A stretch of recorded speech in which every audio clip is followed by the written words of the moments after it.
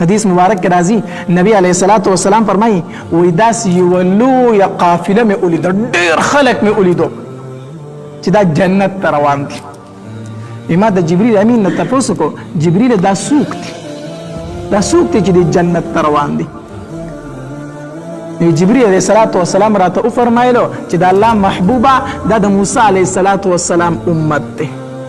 د موسی علیه السلام امت دی بنی اسرائیل دی جنت ته روان دي. زه په زړه کې داسې خفه شوم چې یاره دا خو زما د امت نه ډېر دي زما امت خو دومره نه دی دا خو زما امت دومره نه دی دا خو زما د امت نه به ډېر دوی جنت ته ځي.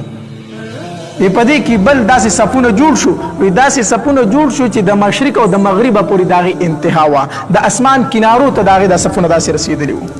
دومره خلک دا هم جنت ته روان دي. ما د جبریل علیه السلام نه تپوس وکړو چې جبریله دا څوک دي دا خو د هغې نه زیات دي دا څوک دي؟ ما ته جبریل علیه السلام فرمایل چې د الله پاکه پیغمبره دا ستا امت دی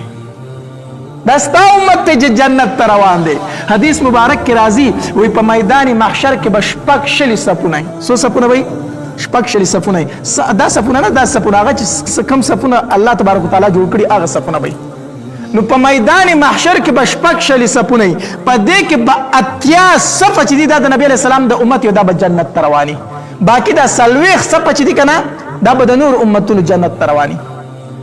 نو په میدان محشر کې به شپږ شلي صفونه د جنتیانو په دې کې اتیا صفه د امت محمدیه صلی الله علیه وسلم دي باقي څلوېښت صفه به د نورو پیغمبرانو د امت نه وي. خو دومره الله تبارک وتعالی په موږ باندې رحم کړی دی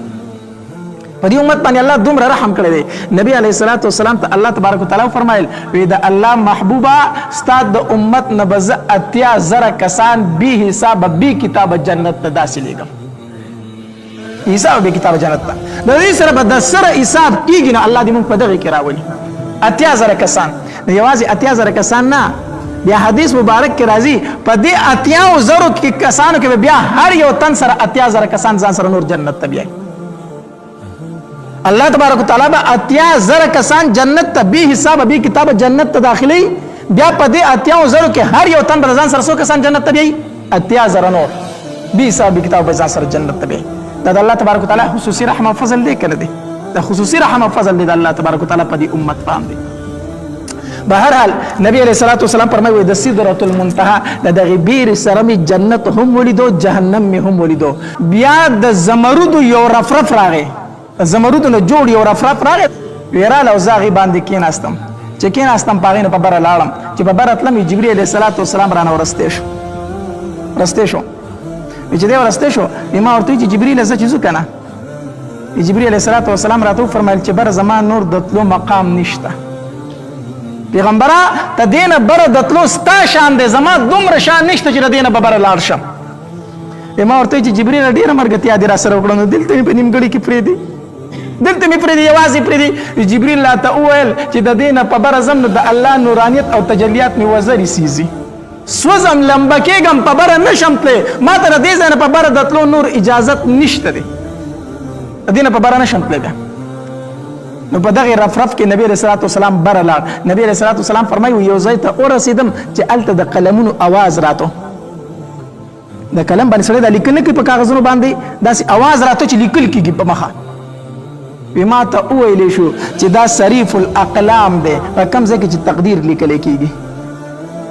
داسې ووایه دا یو دفتر دی بغیر د تشبیه نه دا د الله تبارک وتعالی یو دفتر دی فرشتې پکې لګیا دي د الله د طرف نه چې هر انسان دپاره څومره روزي څومره رزق څومره اوبه څومره عمر څومره خوشحالۍ څومره غمونه چې دا څه کېږي په کال کې لیکلی کېږي دغلته ځمکې ته راښکته کېږي. بیا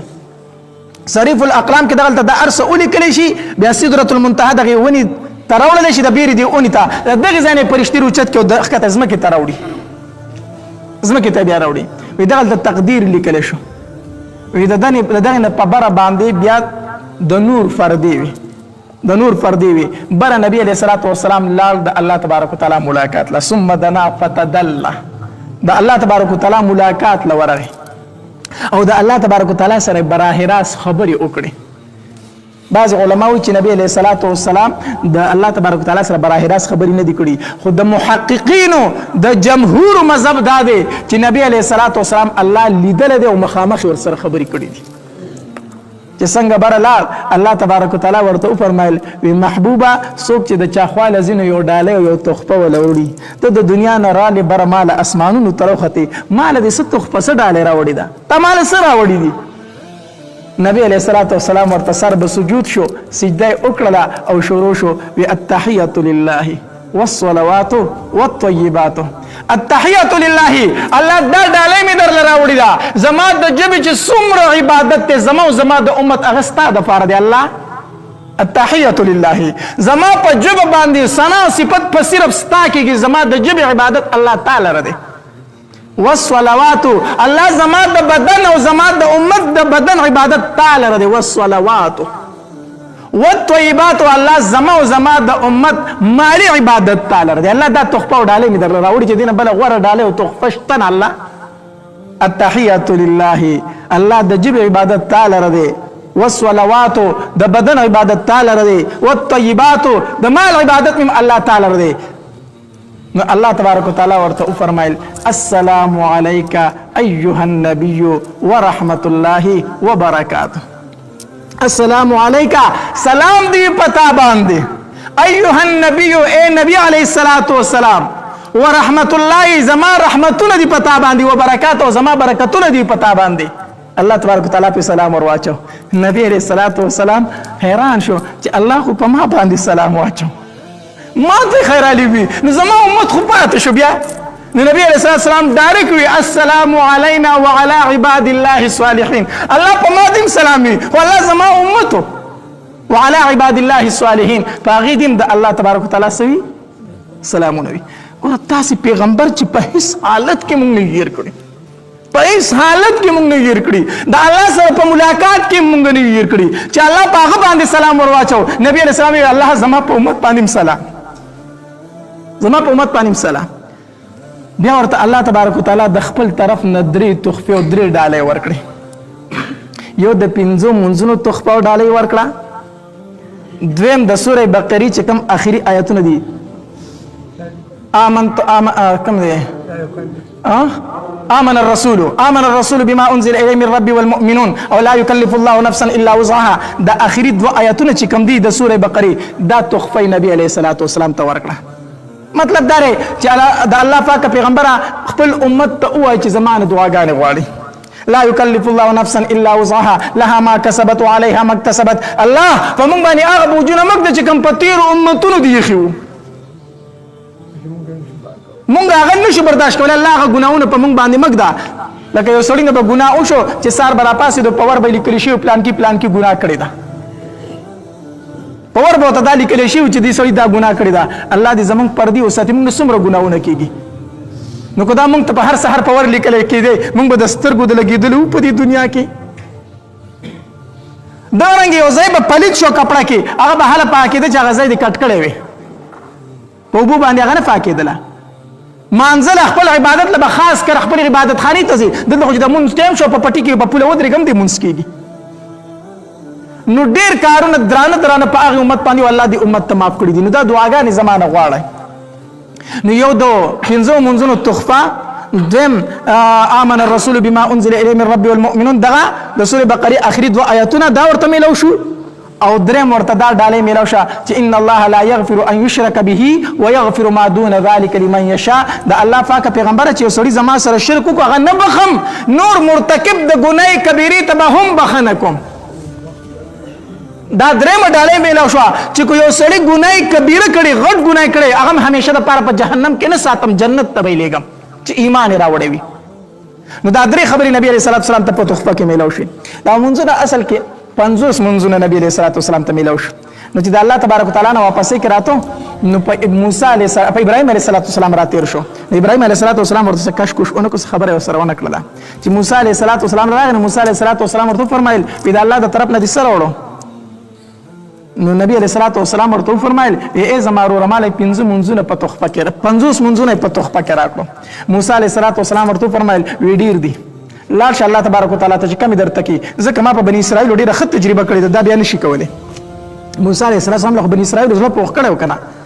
ما ښه تجربه کړې بیا نشي کولی 50 منځونه زیات تلار شه او الله تجارت کم کی نبی علیہ الصلوۃ والسلام لا نو 15 ورته الله معاف کړی زه 15 سلوخ شو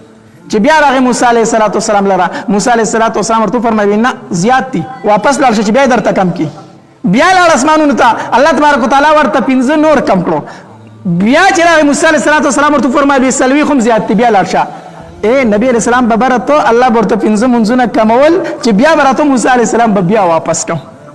دا ولی په یو ځای ورته ولی الله تبارک وتعالى نه فرمایل چې خیر دې دومره شو دغه یو راز اغراض درته واما چې کنه بیا 15 منځونه پاتې شو او راغه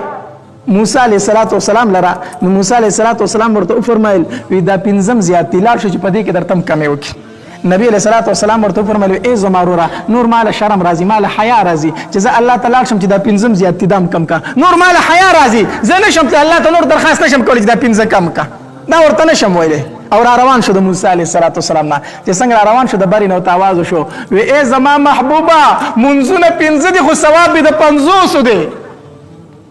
منځونه 15 دي خو ثواب د 500 دي زما خبره نه بدليږي زما خبره نه بدليږي اول نه درته 500 ولیم دک منځونه به 500 یعنی ثواب به د 500 امت ته دی وایا چې کوي 15 ثواب به د 500 درکو دا الله دومره رحم او مهرباني ده دا بار بار ویلي مختبر الله تبارک وتعالى چې لاړ شي 15 کمی بیا لاړ شي 15 کمی بیا لاړ شي 15 کمی په یو ځای ورته ونی چې زلاړ شي 15 منځونه دی کوي دا ولی الله تبارک وتعالى لره د نبی اسلام دی ملاقات خوان ورکم چې دې بار بار ما خپل راځي بار بار سره زه خبرې کوم نو ځان خواته بار بار رابلو الله نبی علیہ الصلوۃ والسلام هغه 15 منځونه راوغسته او راغی چې راغی بیا بیت المقدس ته راورسېدو هغه بوراک په اخ کې ځای باندې تړلې شوی دی هغه ته جبرئیل علیہ الصلوۃ والسلام اوخیجو مکې ته واپس راوستو چې کله مکې ته واپس راغی کنه نو روایتو کې راځي نبی علیہ الصلوۃ والسلام فرمایي دا واقع په دومره لږ ټایم کې و چې بستر می اخ کا شانته ګرمه ولکه څنګه چې زه پاسې دلې او په کومه دروازه چې وته ما زنجیر مخکې به داسې کړی زنجیرونه دیوار ته پراته کنه کړی زنجیر بو بیا هغه زنجیر ما کولاو کړو هغه ور سره دغه سره کېدو چې واپس رااله ما زنجیر لاړه کېدو هغه ودرېدل نه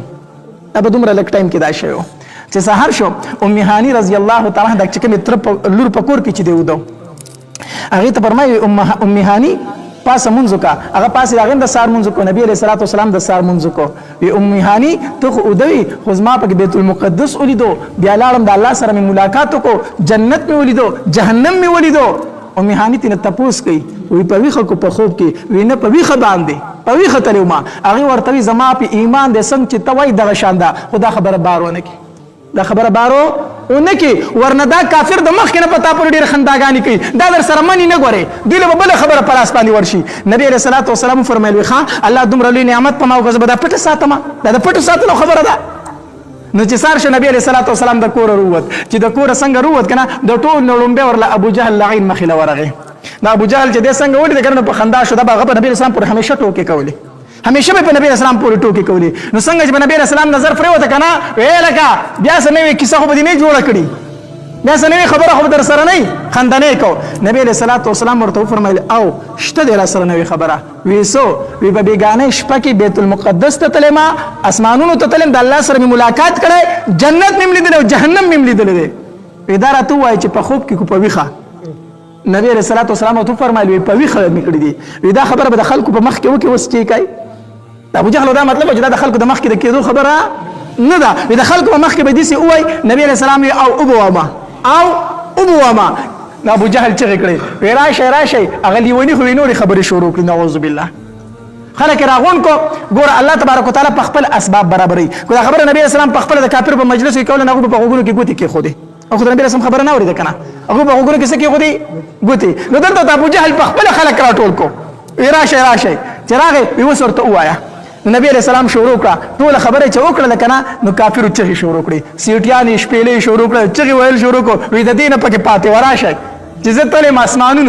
اسمانونو ته ختلم حتی در دې پوری چې کم نوی کسانو ایمان راوړل هغه کې ډیر شي هغه کې د ایمان نه واپس شو چې دا لاسوي په یو شپه کې د اسمانونو ته لاړو ویزا ابو جهل ویزا یو خبر اور سره کو وی تاسو چپ شي یو خبر اور سره کو وی تا بیت المقدس لیدل دی وی او ما پکې مونږ کړل دی ایمان دې پکې کړل او دوه رکعات مونږ پکې کړل دی وی سیدا وی دارته وای چې بیت المقدس کې څو دروازې دي اوس نبی رسول الله پریشان شو نبی رسول الله شو تاسو روزانه د جمعه منځله راځي کنه راځي دا وړوکی جماعت ته زه درته په دې کې څو ټول کوي تاسو ډایرکټ مال جواب راکولای شئ الکه څو پن کې دي بګی چاته یا د ماته لا پته نشته چې په دې کې څو پن کې دي نو چې به شي کې غرض نه نو څه وکای زه خپل پټکي روزانه هم کوسته ماته استبري پټکي کې څو ولدي زه هم چې ماته څه پته ده دې کې څو ولدي په دې کې زما کار نشته دی نو نبی رسول الله صلی الله علیه بیت المقدس کې څو دروازې دي اوس نبی رسول الله پریشان شو دا را باندې څنګه تاسو کو دوی ته وسم دا به وقوف دي خبره نه مانی جبرئیل السلام راغی وی دا الله پاک پیغمبر وای وته چې جواب درکوم نبی رسول الله صلی الله علیه فرمایي او وا مدرته چې بیت المقدس کې څو دروازې دي وی سودی بس بیت المقدس نبی رسول الله مخ ته داسې شو پردې ختم شو پردې د مخ نه لاړې دکشن مخامخ بیت المقدس جمعه نبی رسول الله ته شو نبی رسول الله صلی الله ورته ګوري او دروازې شماري وی واو دوا درې داسې اوس د جمعه ماته مخ ته وسو کې به شمارم کنه نبی رسول الله دا شمارل شروع کړ وی دومره دی پکې دومره کړکۍ دي دومره دروازې دي دومره داسې دي هر څه ته صحیح وای هغه حیران شو بیا به کافر تاسو کو وی خزه تر ته دوایا چې ته بیت المقدس ته تل کنه زمونږ دوه قافلې شام ته تل خو دې لیدلی کنه اچرته وی نبی علیہ الصلوۃ والسلام ورته فرمایلی او لیدلی می دي وی هغه یو قافله چې دا کنه هغه په پلان کې ځای کې را روانه ده غنم رنگ اوخت مخ کې را روان دي او په هغه باندې دوه بوجي پرتی دي غنم رنگ اوخت مخ کې را روان دي او په هغه باندې دوه بوجي پرتی دي او را روان دي خو په پلان کې ځای کې دوه خورښو باغې پسې ګرځیدل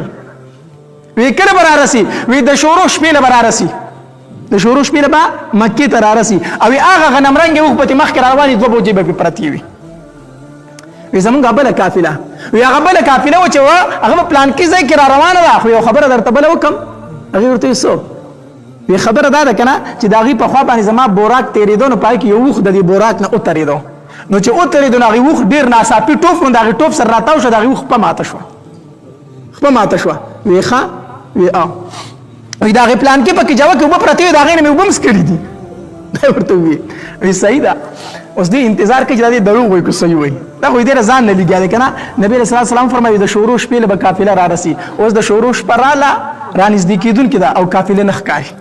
نبی رسول الله پریشان شو سخه پښو چې ما خو ورې شورو شپې له قافله را رسي شپه خوراله او قافله ښکاري چرته نه الله تبارک وتعالى نور ودرم نور په خپل ځای سکو خو د ټول قدرت د الله دی کنه نور په خپل ځای ودرو شپه لګ نه راوستله په دې کې خلک څه ګوري چې غنم رنگ یو خو روان دي د قافلې نه مخکې دوه بوجي په پرتی دي د پاسه او قافله مکه ته رادن نشو چې رادن نشو نبی علیہ الصلوۃ والسلام خلکو ته وګورئ ویلې مې درته کنه چې غنم رنگ یو په مخکې او دوه بوجي په پرتی قافله هغه درا ورسېده یو خبره خو رښتینی شو بل قافله چې رااله دا غینه تاسو کوم ویاله کا تاسو رښتیا و خو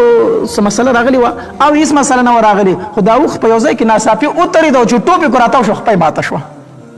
ویخه هغه بل قافله ته استاو سره واقع راغلی و مړی سو واقع نه راغلی خو خرانه ورکشو په پلان کې ځکه هغه ډیر ستړي کړی وو بیا خو مونږ خو خبرې خټوري رښتیا شي ابو جهل چې کړه ویره لوی جادوګر دی خدای مخکې نه خبرې ته معلومي